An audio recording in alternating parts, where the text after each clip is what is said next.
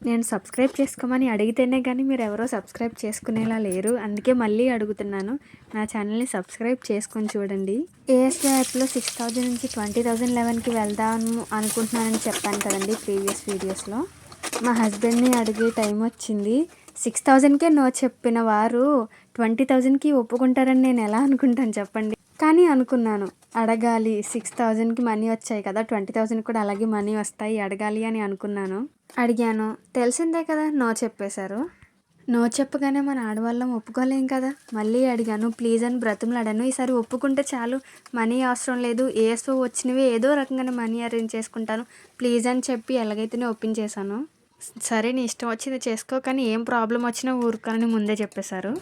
నేను మనీ ఎలా arrange చేసుకున్నానంటే 6,000లో join అయినప్పుడు నాకు కొంచెం అమౌంట్ వచ్చింది కదా, ఆ అమౌంట్‌కి ఇంకాస్త అమౌంట్ యాడ్ చేసుకొని 20,000లో అయితే నేను జాయిన్ అయిపోయాను. అంతా బాగానే నార్మల్గా జరిగిపోతుంది. టాస్క్లు వస్తున్నాయి, ఇన్స్టాల్ చేస్తున్నాము, వర్క్ కంప్లీట్ అయిపోయిందని గ్రూప్లో పెట్టేస్తున్నాము. ఇలా సాఫీగా జరిగిపోతుంటే ఏఎస్ఓలో మనీ ఎర్న్ చేసుకోవడానికి ఇంకొక ఆప్షన్ ఉందని మాకు తెలిసింది. ఆ ఆప్షన్ ఏంటంటే మనీ ఇన్వెస్ట్మెంట్. మనకి వీక్లీ వన్స్ పేమెంట్ వేస్తారు కదా, దాన్ని మనం విత్డ్రా చేసుకోకుండా దాంట్లో ఇన్వెస్ట్ చేయాలన్నమాట. ఇన్వెస్ట్మెంట్ 5 డేస్కి ఇంత, 10 డేస్కి ఇంత అని పర్సంటేజ్తో మనకి ఎక్కువ ప్రాఫిట్ ఉంటుంది. నెక్స్ట్ పార్ట్ తర్వాత వీడియోలో చెప్తాను.